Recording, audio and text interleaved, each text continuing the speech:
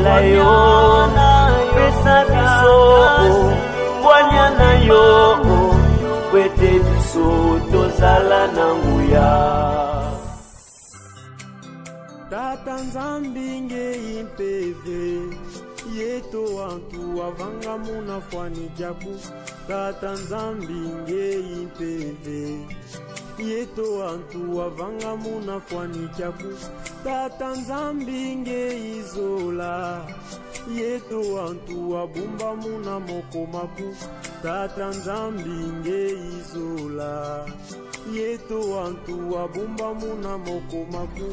Utuloluka kwete tata utumfuile Nakombo Yanzambe Tata, Nzambe Mwana, Nzambe Tata Molimo Santou. Très chers téléspectateurs, abonnés et followers, bonjour, bonsoir, ça dépend de l'heure à laquelle vous allez nous suivre. C'est avec 1000 sourires que nous vous accueillons sur ce beau plateau du briefing hebdomadaire Kimbongiste dès ce dimanche 6 novembre 2022 dans son 55e numéro. Avant de continuer, nous allons prendre la bénédiction à sa divinité, Papa Simon Kimbangu Kiangani. Viens une prière. Prions. Ensambu za mfumu wetu Yesu Kristo, yezola kwa Nzambi waseditu, yeuntwani ya mwanda verela, bika wakalanga yetu tuka kwa yelemvu, seye mwane mwanda verela. Amen. Amen. Nzambi amen. Au menu de ces briefings hebdomadaires Kimbongiste de ce dimanche 6 novembre 2022, nous allons vous faire vivre de ce qu'a été les activités de l'église ainsi que du chef spirituel, le représentant légal de l'église Kimbongiste, sa divinité Papa Simon Kimbangu Kiangani Molimo Santou. 1. Nous allons vous faire vivre le déroulement des cultes dominicaux du 30 octobre 2022 dans des pays, provinces, villes, communes, paroisses. Ci-après, nous serons en République démocratique du Congo, précisément dans la ville-province de Kinshasa, toujours en RDC. Nous allons nous rendre dans la province du Congo central, dans la ville de Matadi. Nous serons en RDC, nous allons nous rendre dans la province du Haut-Katanga. Nous sommes à Lubumbashi, toujours en RDC. Nous allons aller dans la province du Lualaba. Nous sommes dans la ville de Kolwezi, toujours en RDC. Nous allons nous rendre dans la province de la Chopo. Nous sommes dans la ville de Kisangani, toujours en RDC. Nous allons nous rendre dans la province du Nord Kivu. Là, nous nous retrouvons dans la ville de Goma.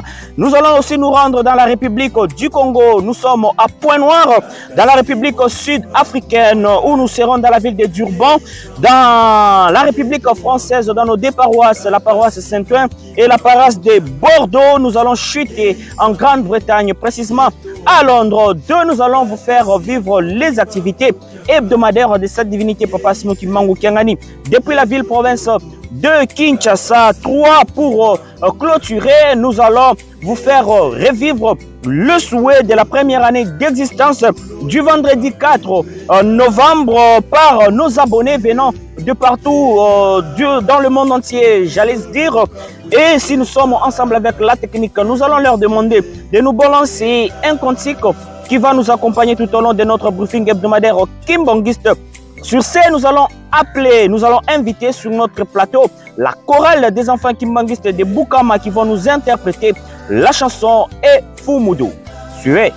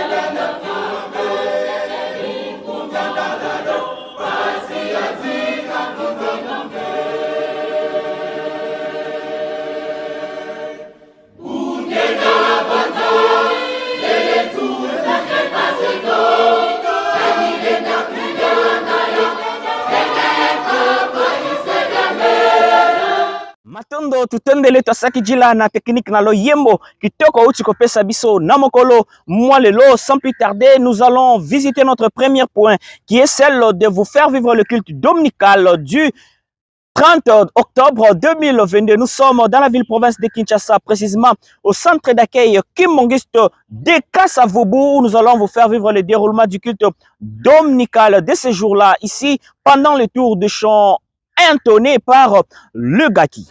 Suivez.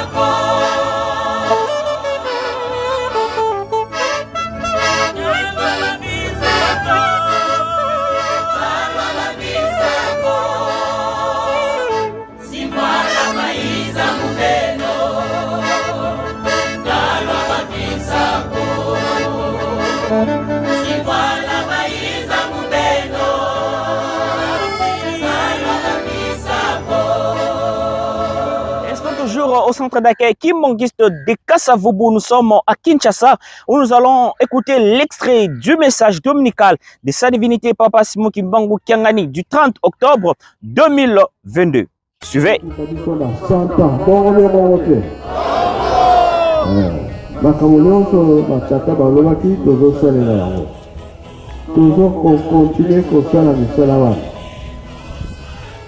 Jela oye asala makolo kama bazanguru ya ode chikali aeroport okaze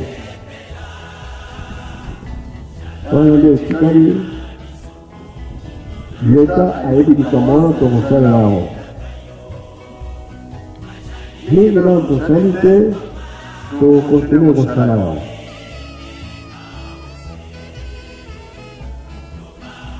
Papa Simolo, Papa Yangen lobaki na biso makambo ebele oyo biso tokosala mingi mpe tosali yango oyo ezali te eza na programe monene na promese ya tata nzambe tosala yango awa botoki tonga yelusele mingi tosali mingi na tosali te yango nazosala nsima epa na bino bino boza na vie biso toza na mboka seme ezalaka kuna eutaka wapi awa nakende na ngani nazela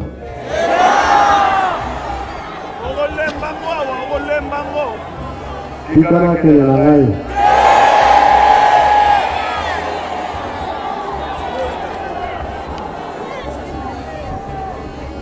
tika molobakolana eza monene tolataka stade tokolaka putulu lisumu ya adamu oyo tosalaki bote nzambe alibisa biso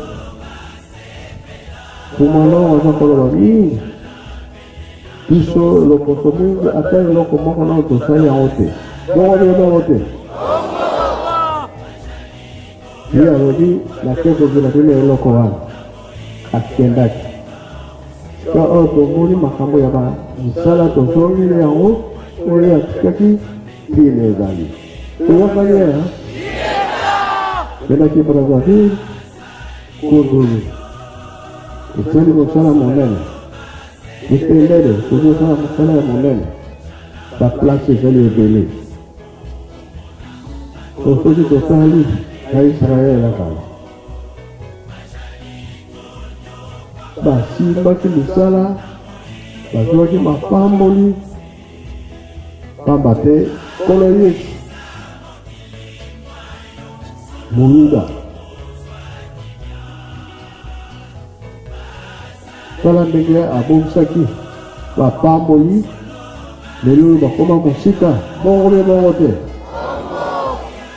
biso totaki mbango ayaki mpa na biso alobaki makambo mingi alatisaki makambo mingi ya ndenge oyo bapapa basimbaki papa mfumalongo akendaka na Israel na 61 amonaki makambo ayokaki makambo. Utilisons le bus pour nous rendre dans la province du Congo central. Nous sommes dans la ville de Matadi où nous allons vous faire vivre le déroulement du culte dominical du 30 octobre 2022 pendant le tour de chant entonné par le groupe théâtral Kimbongisto. Tolan.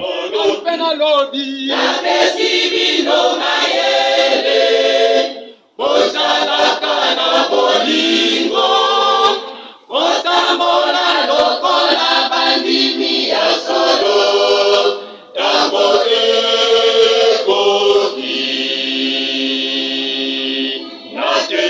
natei bino basolo otika kotonganaka ojala solo bandimi na bolingo mibeko bemisana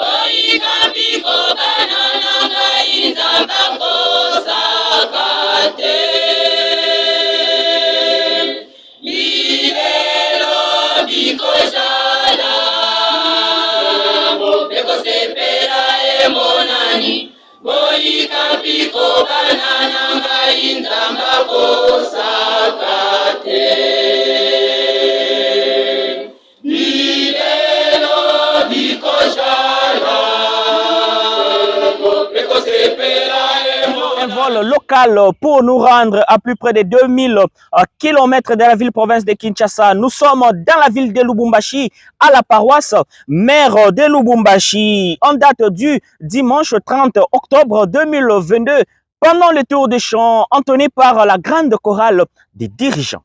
Suivez.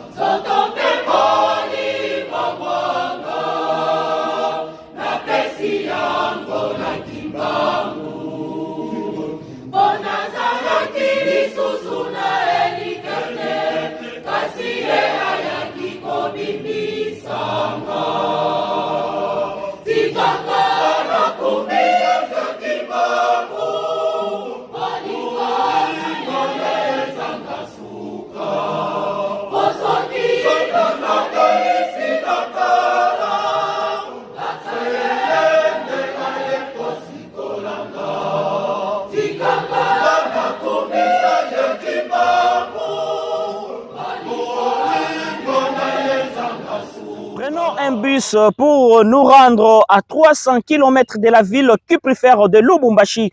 Nous sommes dans la province de Lualaba, dans la ville de Kolwezi, où nous allons vous faire vivre le déroulement du culte dominical du 30 octobre 2022 pendant la cérémonie des baptêmes animée par la fanfare Kimbongisto. Suivez.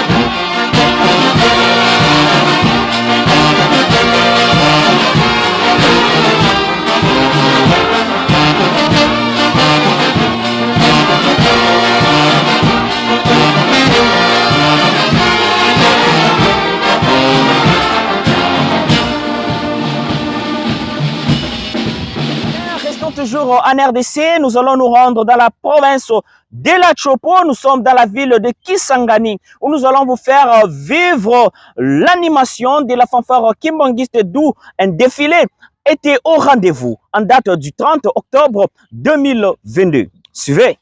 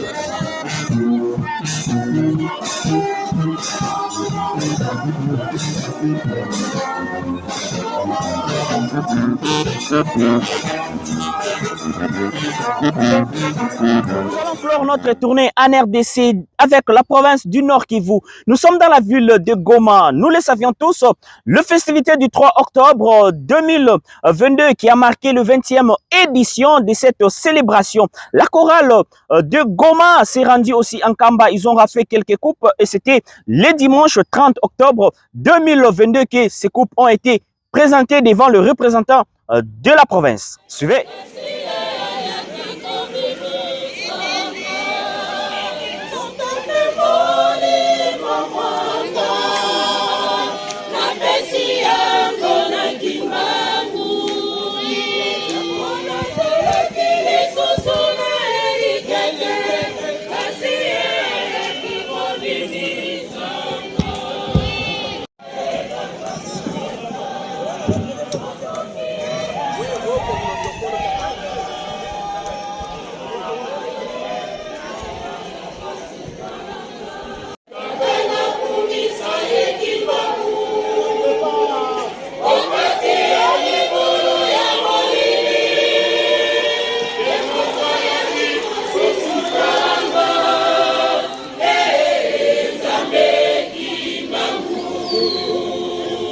Kimbangu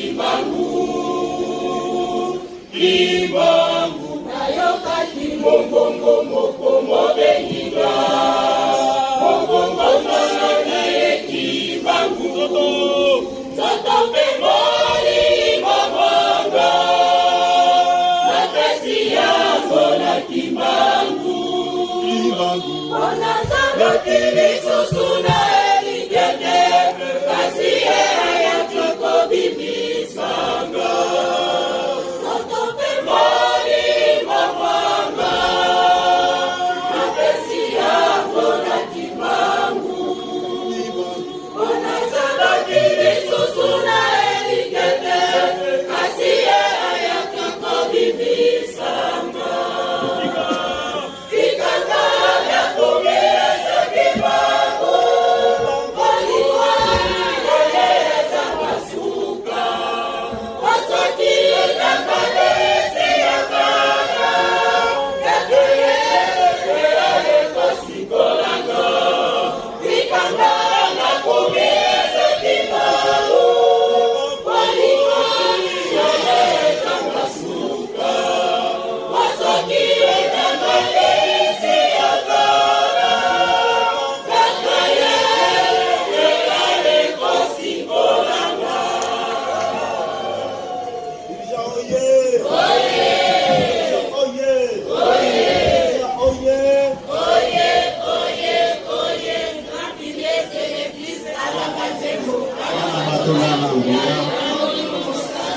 Le 3 octobre, oyez!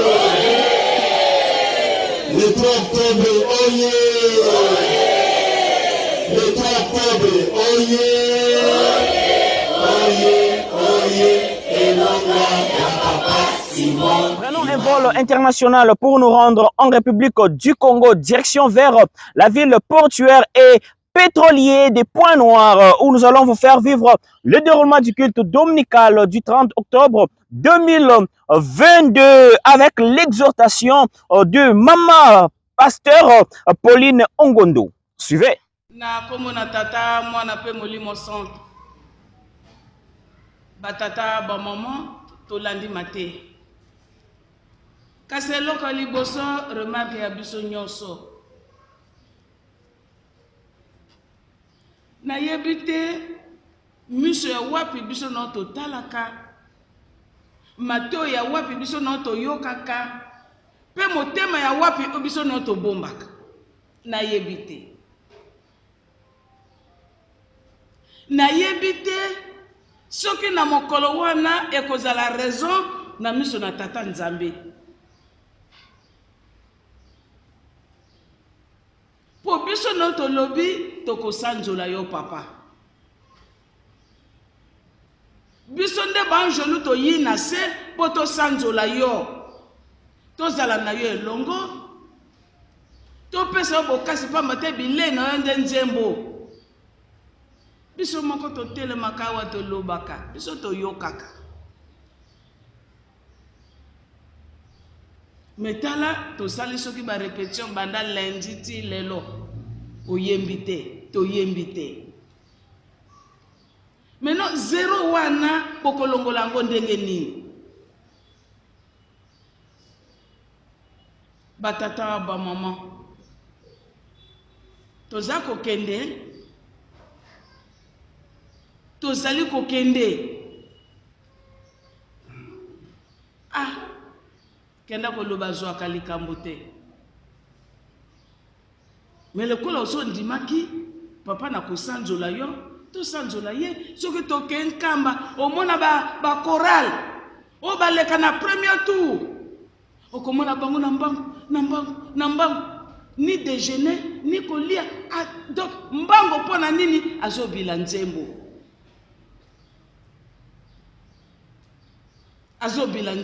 tango mosusu mais bobimi lisusu même papa Fumalongo asilikaki na chorale de dirigeants. Pambate ekomaki habitude ba yembango ba yembi après sima bazongi pona kosisa soki nini ko déjeuner soki pe ko sala nini papa atelemi alobili kamwana papa Mbenza abeteli yango sete batata ba maman yo na ngai tosala makasi tolongwa na esika wana badimanche ekoya tozongela lisusu te na bandi wana ezalaki remarque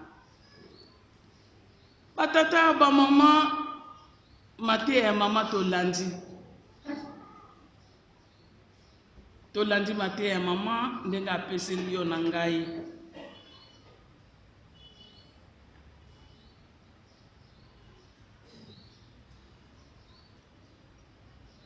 teme na ye ezali clair. De là, nous allons prendre un vol international pour nous rendre dans le pays de Nelson Mandela. Bien sûr, nous sommes en République sud-africaine, direction vers la ville de Durban, dans la province de KwaZulu-Natal, où nous allons vous faire vivre le déroulement du culte dominical du 30 octobre 2022 pendant le tour des chants entonnés par le Gaki d'Urban. Suivez.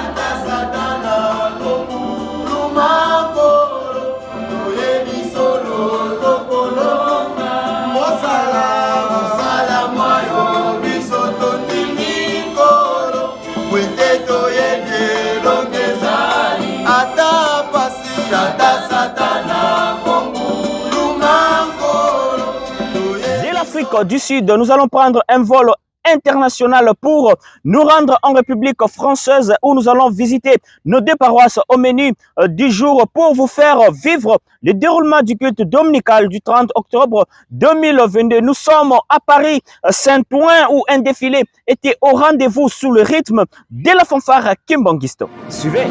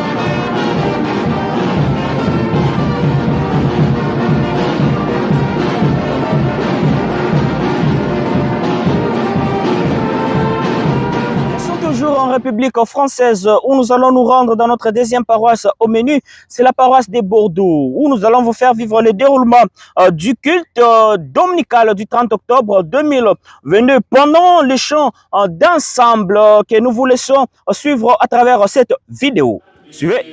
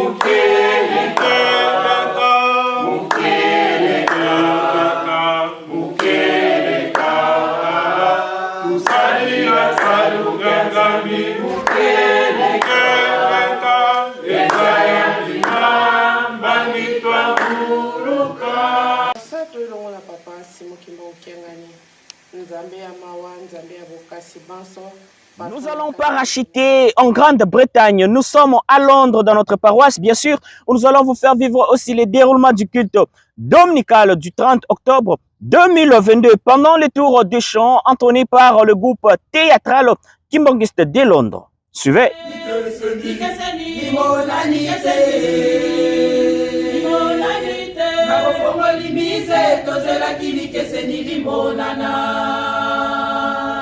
Bandimi mingi basili kozonga sima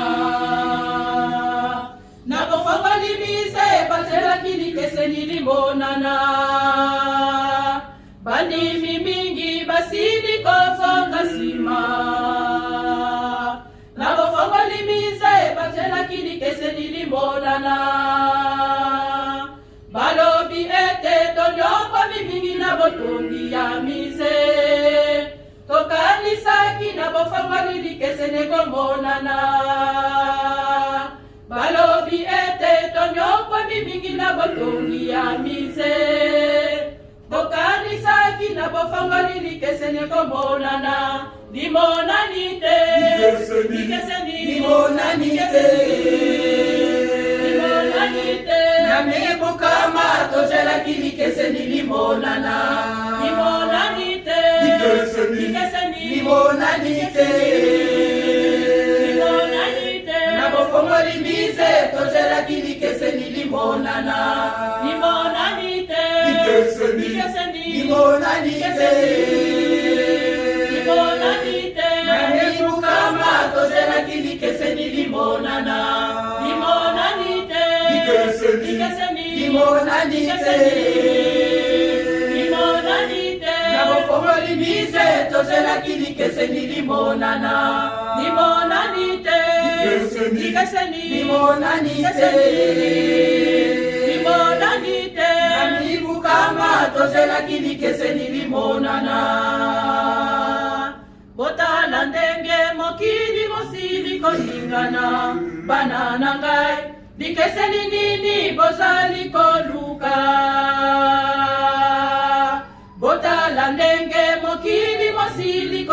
kolingana bana na ngai bikeseni nini bozali koluka bikeseni monene bobongola mitema bosepela na nkembo yo ngai kimbangu nabongiseni bilo bikeseni monene bobongola mitema bosepela na nkembo yo ngai kimbangu nabongiseni bino limonanite bikeseni limonanite nanibu kama tozelaki likeseni limonana limonanite bikeseni limonanite nalofongoli bize tozelaki likeseni limonana limonanite bikeseni limonanite nanibu kama tozelaki likeseni limonana limonanite bikeseni limonanite nalofongoli bize tozelaki likeseni limonana. Point 2 consacré aux activités hebdomadaires de sa divinité Papa Simon Kimbangu Kiangani depuis la ville, province de Kinshasa. Avant d'écouter ou de suivre ces messages, nous allons prendre un vol pour nous rendre dans la ville de Kinshasa, précisément au centre d'accueil kimbanguiste de Kasavubu. Nayango Tosengi, n'a-ba passager, bas serré, bas ceinture, pambate tolingi, te décoller. Pilote, allons-y.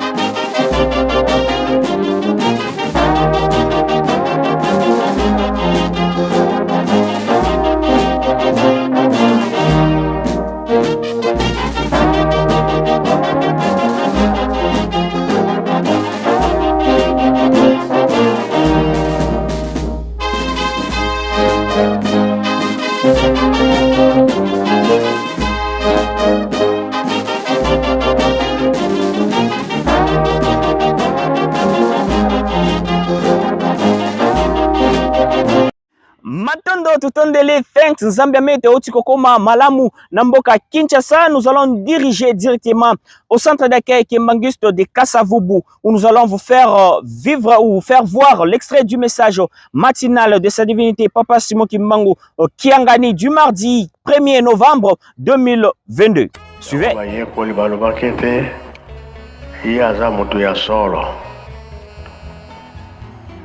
Tango oyo tozali bato ya solo bazali ya kotanga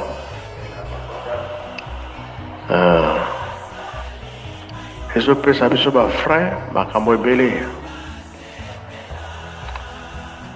ezali makambo ya tata balobaki na biso soki tosaleli yango kaka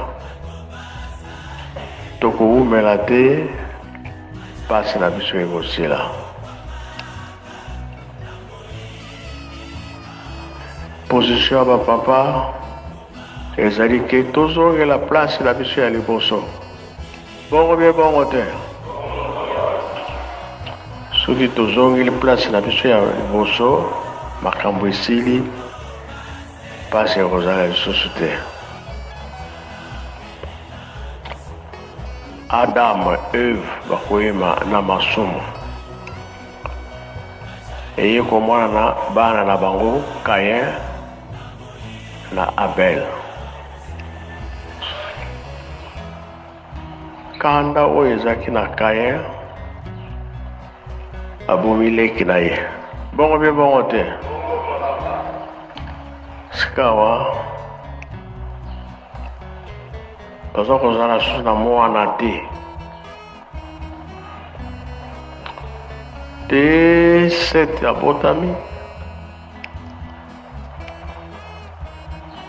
Nzambe atia biso na mokongo na 105 bayo kobota mwana bapesaki kombo nani?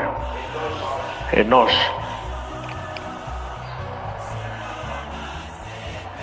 Alors elakisi kombo ya Yahweh ezongi tala le temps oyo makambo elekaka nzela pasi na pasi. Enoki ntango abotami ale Yahweh atali 1914 nini esalamaka epa na biso? Botama ya papa Solokele. Gere ebandaki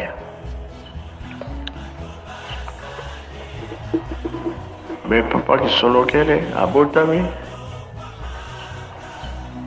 apesi kombo ya mwana Solokele. Famille batali tata batapesi kombo na ye bandaki tranquille. Mbotama mfuma mbanza na kati ya guerre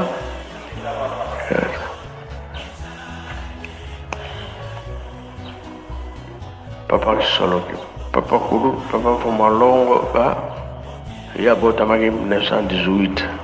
Prenons la journée du mercredi 2 novembre 2022 où nous allons vous faire vivre l'extrait du message matinal de sa divinité Papa Simon Kimbangu Kiangani depuis Kinshasa au centre d'accueil Kimbangisto de Kasavubu. Suivez. Témoignage mingi ezala bango bamindele pape balobaka que Jésus aza moto mwetu. Alors ayaka mbala liboso ayembala mibale ya misato ezali bi ezali te ya misato kozala na ndenge nini oyo ezali ke akoya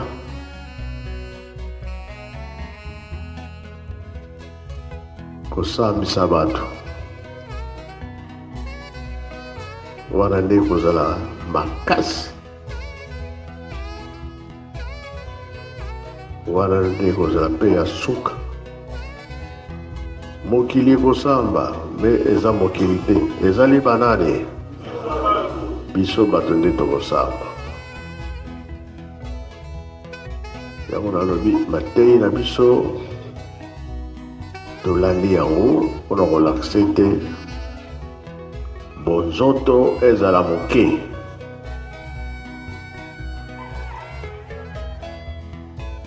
tobanda kosalela na molimo mpo tobika. Mokili eza ya kobeba, mokili ekoma na mpasi biso na biso kaka yango wana nde kozala biso mpasi.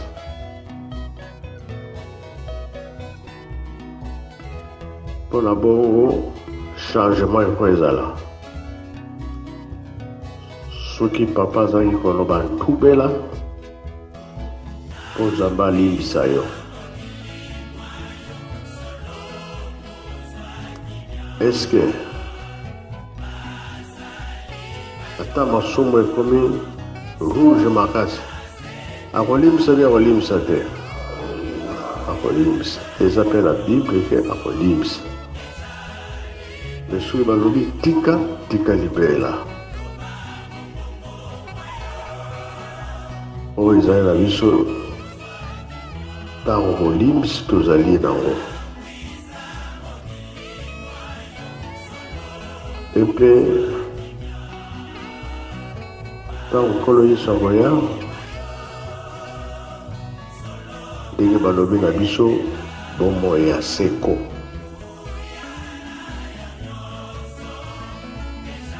elakisi ke meme okufi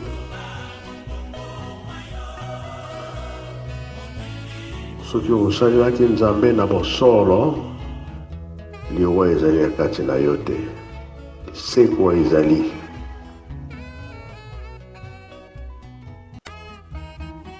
Tozali boye bapaster soki amoni moto akufi otya nzoto na mabele oyo wana basalelaka batie yo na maboko ya Tata Nzambe. Ntango lisekwa ekoya olamoki kala. Nous allons parachuter avec notre briefing hebdomadaire Kimbangiste du jour en visitant notre troisième et dernier point du jour sur le souhait de la première année d'existence du briefing hebdomadaire Kimbangiste. C'était le 4 novembre 2022 par nos abonnés venant de partout dans le monde entier, en RDC, en République du Congo-Brazzaville, en Angola, en Zambie, au Nigeria, en Afrique du Sud, pourquoi pas en France et aux États-Unis. Nous vous laissons suivre à travers cette vidéo et ils étaient au nombre de 19 personnes. Suivez.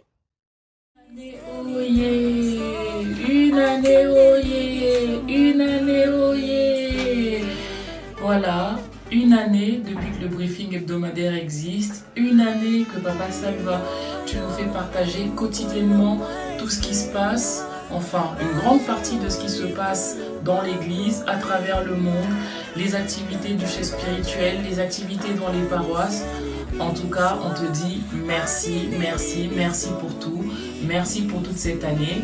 Maman Lydia, Kodia, Moadi, depuis Paris, tu sais que on peut toujours compter sur toi. On sait que le travail n'est pas facile, mais accroche-toi et puis très bonne fête. Merci à tous ceux qui suivent aussi l'émission. Merci. Merci beaucoup. Bonne fête. Bon anniversaire. In the name of the Father, Son and the Holy Spirit. My name is Papa Matelo Kapalu from Zambia, and I'm equally joining the entire world as we celebrate this year's first anniversary of the Kimbangisme Hebdomadaire, or simply put, Kimbangisme Weekly Updates. So these are weekly updates where we get to review and have a glimpse of what transpired during the course of a week. You may agree with me that it's not easy for one to know what has happened in South Africa, what has happened in Zambia, because day in, day out, a lot is happening in Congo, in the three Congos, that is Brazzaville, Kinshasa, and Angola. A lot is happening in Europe. A lot is happening in the entire world where the Kimbangist Church is planted. So for one to know what happened during the course of a week, it's not easy. Therefore, this Kimbangist Weekly Updates is there for us to know what's happened in any particular country where this studio got the information from. It's a brilliant idea, and personally I would like to commend my brother, the presenter himself, Papa Salvador, and the entire production crew for coming up with this brilliant idea that has germinated into success. Today we are commemorating the first anniversary of this program. You agree with me that it's not easy for a black man to start something and let it flourish, or rather bear fruits. Therefore, to commemorate this year's first anniversary, it's a plus on our side as Kimbangis, because it goes to tell us that we are waking up slowly. Therefore, we love you guys, we love your program, and I would like to call upon the entire world to subscribe to their YouTube channel. This is a nice program that is for you and me. Subscribe to Rateki Mokambo, subscribe to this brilliant idea that you get to know. If you missed anything, if Papa did something and you are not aware, go to Kimbangisme Weekly Updates. You'll be acquainted with the much needed information. Happy anniversary, Kimbangisme Hebdomadaire. Happy anniversary, Kimbangis Weekly Updates. Back to you, studio. We send our love from Zambia. Happy anniversary. Kongo tata mwana pe tata molimo santo comme nanga mama Elda Mess. Juste pour souhaiter joyeux anniversaire na émission na biso toninga ko rapide briefing hebdomadaire Kimbangiste. Là, je vois présenté par Papa Muteb Salvador. Donc, ceux qui ont l'andarangote côté YouTube, oh, joko enjoy yango eza émission mo pesa rabiso ba reportage kitoko, son kitoko, image kitoko na oyo esengeli ba communiquer ya église, tout ce qui concerne l'église. Eza présenté na Papa Muteb Salvador. Jamais Narata. Joyeux anniversaire donc ici une année ça s'est fait. Ba remerciement na bisona Ratel ki mokambo musala kitoko bo sala to sepela mo.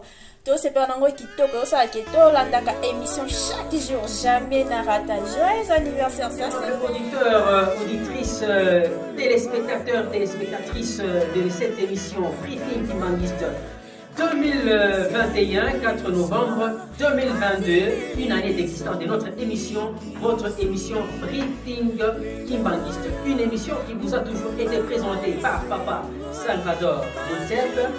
Et moi qui vous parle, c'est Papa Alou Lukachiuka, technicien à la radio-télévision Kimbangiste de Mokambo dans la province du Bokatanga en RDC. Je dis sincèrement merci à notre réalisateur Papa Salvador. Et je vous salue, vous qui nous suivez en ce net moment. Et comme contribution, moi j'aimerais que cette émission puisse commencer à être diffusée sur nos chaînes télévisées, radio, télévision, comme ici à Mokambo. Ce sont les démarches qui sont en cours. Je pense très bientôt là, cette émission va commencer à se passer sur notre chaîne radio-télévision Kimbangiste. Je ne saurais pas terminer sans saluer le patron de la dernière génération, sa divinité Papa Simon Kimbangu Kiangani, sans oublier ses acolytes, le révérend représentant provincial Papa Justin Kakili Chauta de la province du Haut-Katanga, ainsi que le révérend Bin Kassongo, le patron de la commune de Mokambo, ainsi que ses acolytes, parmi lesquels nous citons Papa Diakran Ilinga Kameya Justin. Je vous dis merci et à très bientôt. Bonjour à tous, je m'appelle Maman Claire Fatima, je suis en RDC, dans la ville de Lubumbashi. J'aimerais juste souhaiter un heureux anniversaire à notre émission qui est le briefing hebdomadaire Kimbangiste. C'est une émission qui nous permet de nous donner les informations de l'Église ainsi que le message de sa divinité Papa Simon Kimbangu. Nous disons merci à Papa Salvador pour le travail qu'il est en train de faire. Que Dieu puisse le garder, le protéger, lui donner de la force pour que notre mission puisse aller de l'avant. Au nom du Père, du Fils et du Saint-Esprit, au nom de toute l'équipe des ambassadeurs kimbanguistes en République sud-africaine, plus précisément dans la province de KwaZulu-Natal, c'est avec une joie à 4 lettres que nous venons souhaiter une chaleureuse première année d'existence de l'émission intitulée Le Briefing Kimbanguiste, présenté par notre humble serviteur, Papa Salvador Monteb. We wish you all the best for the coming years and may God reward the fruit of your efforts. Nous vous aimons. Cela fait exactement une année que vous ne cessiez de nous produire de belles choses. Au total, vous nous avez offert 55 émissions. Cela n'a pas été facile et nous sommes très contents. Que la grâce de Dieu, la paix du Christ et la communion du Saint-Esprit puissent vous combler. Ainsi, nous disons merci. C'était de la part de votre humble serviteur, Papa Blondel Katele, depuis l'Afrique du Sud, dans la province de KwaZulu-Natal, ville de Durban. Au nom du Père, du Fils et du Saint-Esprit.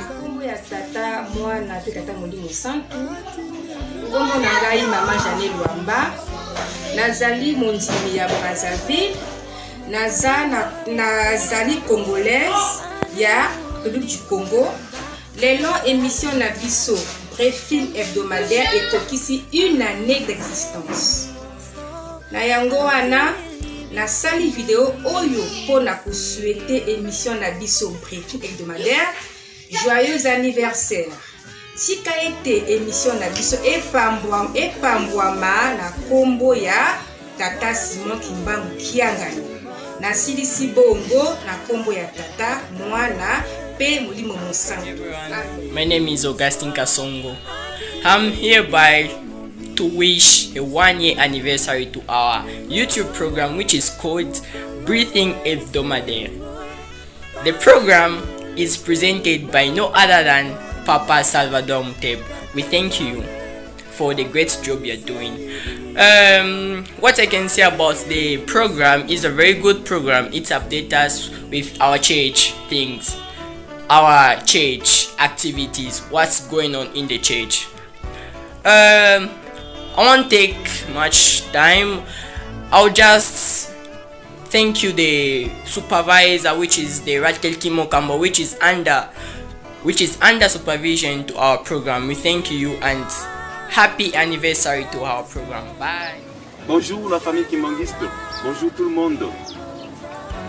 Je m'appelle Monsieur Francis Voilà, depuis la ville de Lubumbashi, dans le Haut-Katanga, dans notre très cher beau pays, la RDC. J'ai dit joyeux anniversaire à notre très chère émission, le briefing Kimbanguiste hebdomadaire. C'est une émission qui me fait du bien, une émission que j'aime beaucoup, une émission que je n'aime pas rater. Papa Salvador, que Dieu vous bénisse, ainsi que toute l'équipe de la radio. Guzolele, Namboka ya Nigeria na ville ya Lagos, précisément Mondimi na paroisse Mamuli Kiawanga. Vraiment, tozongisi matondi na tata Molimo Santu, papa Fumwalongo, papa Simon Kimbangu Kiangani, le patron de la 4e génération.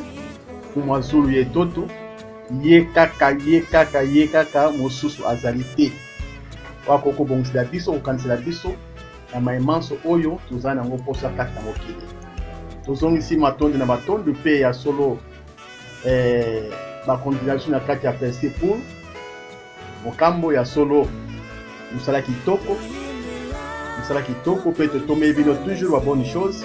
Nous amène la personne à continuer au pambola vino, pe te solo, tokende toujours liboso. Pambate ko panda sango ya tata Molimo Santu ngabena so kati mo meta solo, to lo beta solo mo kimo mba ye wana Molimo mon Santu. Donc continuer sur panda sango pe to récupérer bandini oyo bakendaki pene to oyo bayebaki sango yango te. Donc comme ça mon kati na mo kimo vino. Vraiment ba merci à mingi. Tomeli biso ba surtout bon anniversaire, ma bonne chose. Pe musala kitoko. Merci mingi encore. Biso tozali malamu eleki ta solo ye tata Molimo Santu azoko batela pe biso ban surtout yende mobateli biso azali te mobateli ya bomoi nango zali wapi yonde mobundi ya bitumba ya molili ekimelo na ngai ezali epai na yo tata Lisa azali mwana Bambote ya mingi, cha!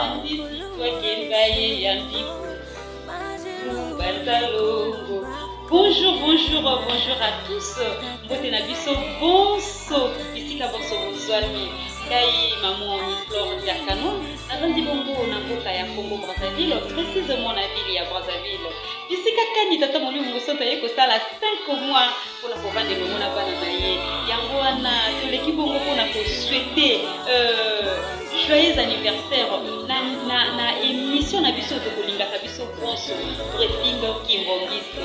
Émission na biso oyo ekolakisa makabongo na papa Salvador mwana ntuka na biso ya solo nazangi koleka te pamba te ngai moko nazali parmi ba conseillère ya mwana papa Salvador totombeli bino ba félicitations ko bana mosala tata Molimo Santu kokambula yo mwana ntuka na biso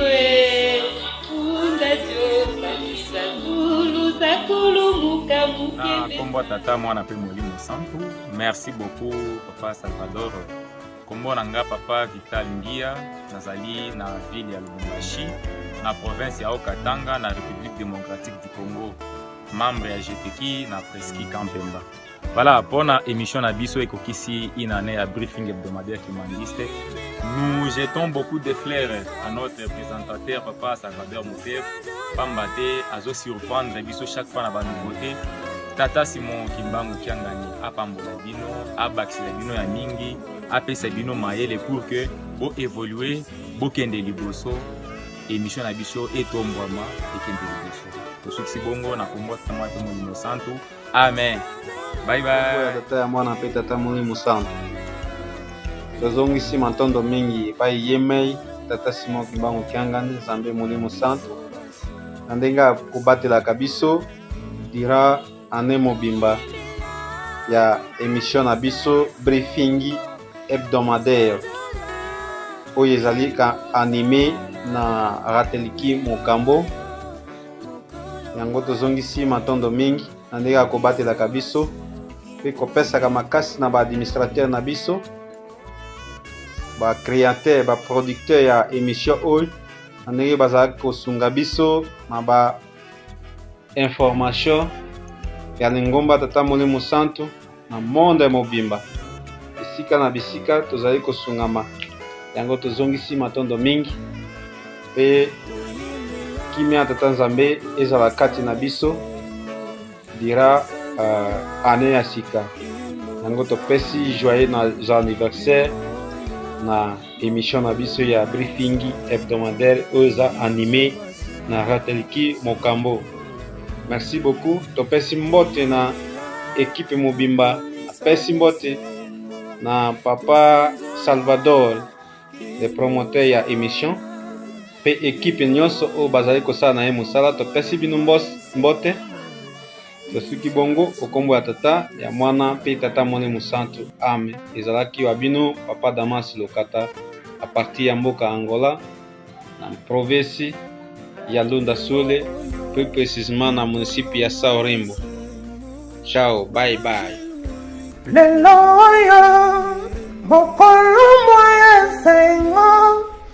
Briefing kimbangiste balobi 4 novembre 2021, 4 novembre 2022. Briefing en dehors de Inde, mon papa Salvador. Il y a un souk à Asie, à Bimisi en Afrique, à Zongi en Europe, à Matis en Amérique, à Titi en Congo. Mon papa Salvador SKK. Un an de plus, Nzambi à Sololi. Tapez ce matin. Anniversaire, joyeux anniversaire, joyeux anniversaire, joyeux anniversaire, joyeux anniversaire, la chaîne Nabiso, chaîne hebdomadaire. Ils ont dit chaîne Oekokisi Moula Mobimba. Kuna nde ezali kopanza sango ya tata Simon Kimbangu kiangani na mokili mobimba ya solo mutu nyonso esengeli alandanga chaîne oyo po ete biso nyonso tokoka kozala actualize pe toyeba tata molimo mosantu azali nani ozala mondimi kimbangiste te chaîne oyo epesemeli biso nyonso yango totombeli yango mosala malamu esala lisusu koleka na oyo esali na mikolo eleki na kombo na tata mwana pe tata molimo mosantu. Amen. Bonjour cher papa et maman, nous venons par ces petites vidéos encourager notre frère, notre papa Salvador qui ne cesse de nous informer à chaque instant, à chaque heure, tous les jours, à chaque minute, à chaque année, à chaque semaine, à chaque mois. Nous lui disons sincèrement merci pour son émission Briefing hebdomadaire qui vient de totaliser une année. Nous sommes toujours derrière vous, papa. Nous vous suivons, nous vous captons tous les jours, à chaque instant. Que Dieu, papa SKK, t'accompagne, qu'il te protège durant toute son œuvre que tu es en train d'effectuer. Qu'il soit avec toi. Qu'il t'ajoute l'intelligence et la sagesse, tout ce qui te manque, qu'il puisse te les donner. Nous disons sincèrement félicitations Papa Salvador pour ces une année que vous venez de totaliser avec cette émission des briefings hebdomadaires. Nous disons plein succès dans votre travail, dans votre style de travail. Que Dieu vous garde, qu'il vous bénisse sa journée. Au nom du Père, Fils et du Saint-Esprit. Moi, c'est Maman Nicole Kaeta de la Koriki au Katanga, dans la province du Haut-Katanga, précisément à Lubumbashi. Maman Charlotte,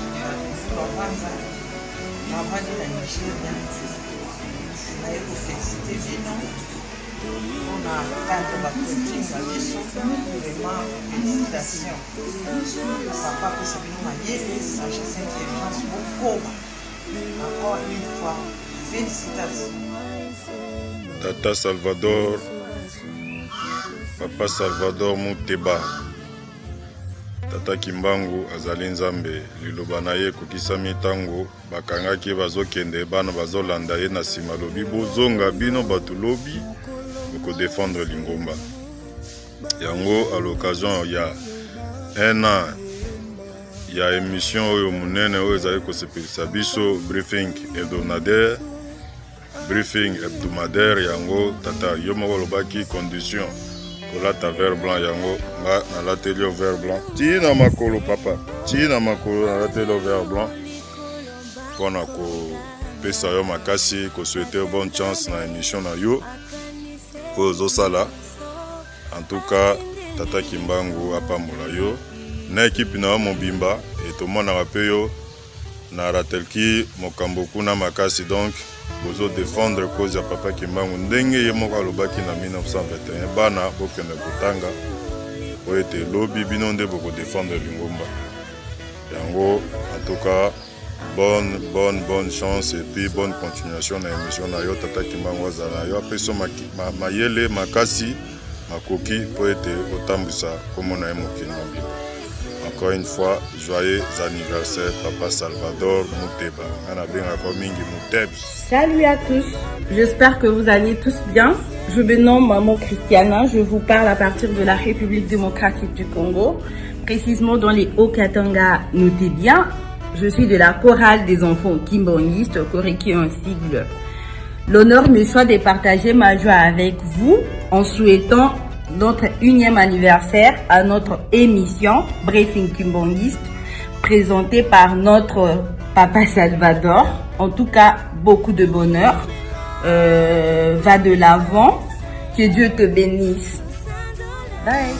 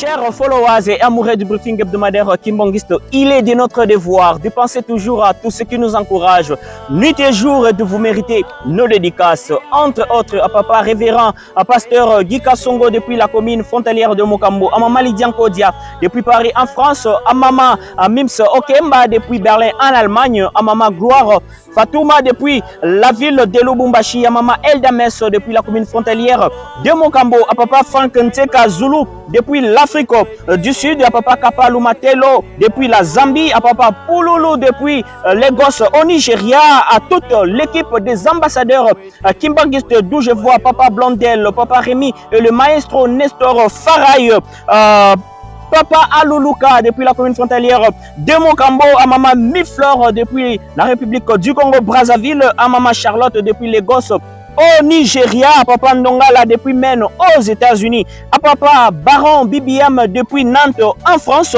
à papa Augustine Kassongo depuis la commune frontalière de Mokambo, papa Vital Mbia depuis la ville de Lubumbashi, à papa Francis Wachiyamba depuis la ville de Lubumbashi, à papa Damas depuis l'Angola, à maman Jani depuis la République du Congo Brazzaville, à maman Nicole Kayeta depuis la ville de Lubumbashi, à maman Shekina Malangu depuis la ville de Lubumbashi, à papa révérend pasteur Bavon Chisola depuis la ville de Lubumbashi, à maman Louise Chingwell depuis la ville de Lubumbashi, à papa Arkazo depuis la ville de Lubumbashi, à papa Fiston Ondo depuis la ville-province de Kinshasa, à maman Christiana depuis la ville de Lubumbashi, à papa Etienne depuis Dallas aux États-Unis, à maman Kassongo Antoinette depuis la commune frontalière de Mokambo, maman Brenda Loui depuis la commune frontalière de Mokambo, à maman Joline Tumba depuis la ville de Lubumbashi, à papa Héritier Njungu depuis la ville de Lubumbashi, à maman Nelly Luciama depuis la ville-province de Kinshasa, maman Cynthia Kanto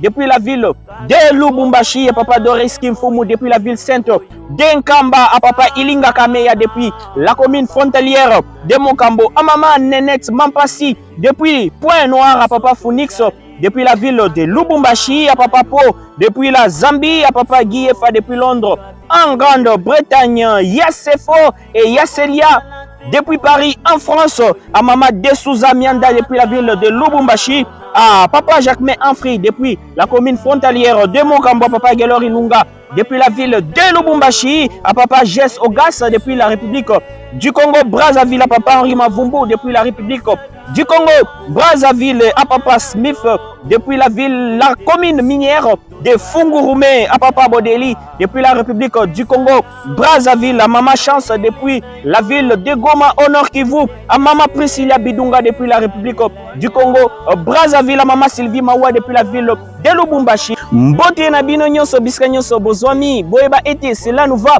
droit au cœur, surtout vos souhaits, encouragements et prières. Continuez ainsi pour nous permettre de nous améliorer. Quant à moi, je vous dis au revoir, ciao et à la prochaine. Bon début de la semaine et bon dimanche chez vous.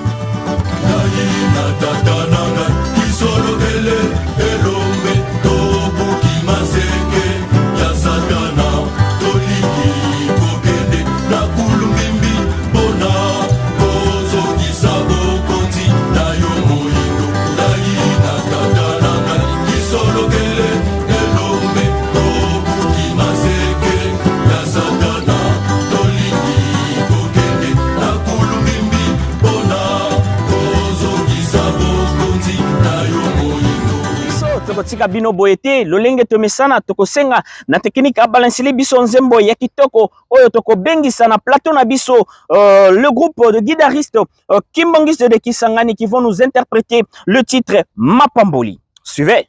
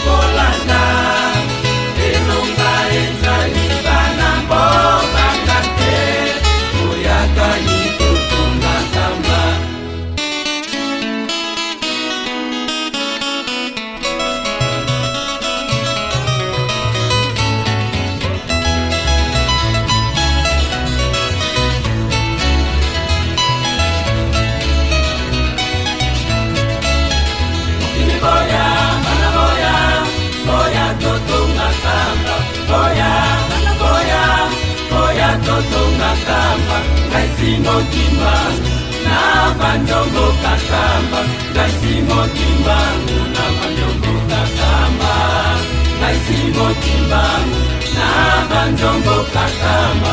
Kaisimo Kimbangu na Banjombo Katamba.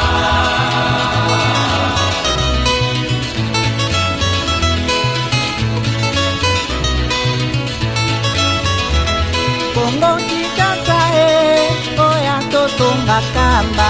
Kongo Angola oya totonga kamba. Kongo Kinshasa oya totonga kamba.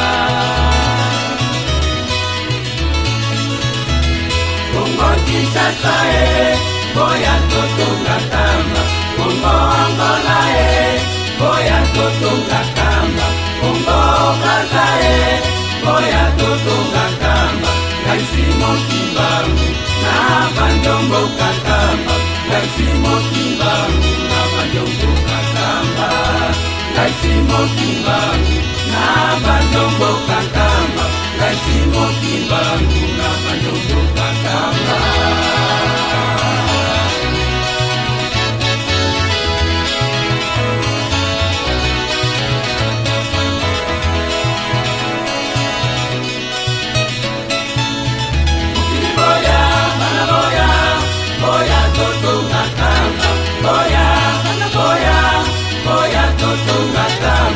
Kaisimo Kimbangu na Banjombo Katamba. Kaisimo Kimbangu na Banjombo Katamba. Kaisimo Kimbangu na Banjombo Katamba. Kaisimo Kimbangu na Banjombo Katamba. Tutondele, thanks twasakijelo brigada shukria, merci aksanti twatotela na technique na lo yembo kitoko outi kopesa biso na mokolo mwalelo yambo toselisa briefing na biso ya mokolo mwalelo toko pesa ba reconnaissance pe ba remerciement na biso na ba ebanso bazali ko continuer ko komela biso na se ya chaîne YouTube na biso ya Ratelki Mokambo. Entre autres, nous voyons l'équipe des ambassadeurs Kimbangiste, Papa Blondel Katele, nous avons Papa Rémi et le maestro Nestor Faraï, nous avons Papa Vital Mbia, Papa Jacquemin Anfri, toute l'équipe de la Ratelki Brazzaville, Papa Francis Wachiamba, Papa Patrick Linonge, Papa Héritier Njungu, Papa Galor Ilunga, Mama Eldames, Mama Lydia Nkodia, Papa Phoenix et Papa Kapalu Matelo. Bote na bino biskanyo sobozwami, boyeba ete tolinga kabino mingi, botika ete tata molimo santo abatela bino, pe abaksela bino mingi koleka. Bino, namabota na bino mobimba. Bon dimanche et bon début de la semaine chez vous. Na boyeba so bazali kolanda biso na mosika, to pesi bino mbote, boyeba ete tolinga kabino mingi, botika ete tata molimo santo abatela bino, pe abaksela bino ya mingi koleka. Bino, namabota na bino mobimba. C'est par ici que nous mettons un point final à notre briefing hebdomadaire qui m'enregistre dès ce dimanche 6 novembre 2022 dans son 55e numéro. Merci énormément et infiniment à tous de nous avoir suivis de partout, surtout à ceux qui ne cessent de prier pour nous pour l'avancement de cette œuvre salvatrice. N'oubliez pas de vous abonner, commenter, aimer et partager massivement la chaîne YouTube de la Ratelki Mokambo, qui est votre chaîne. Nous avons ainsi fini dans le trois noms saints, Dieu le Père, le Fils et Dieu le Saint-Esprit. Quant à moi, je vous dis au revoir, ciao et à la prochaine. Bon dimanche chez vous et bon début de la semaine à tous.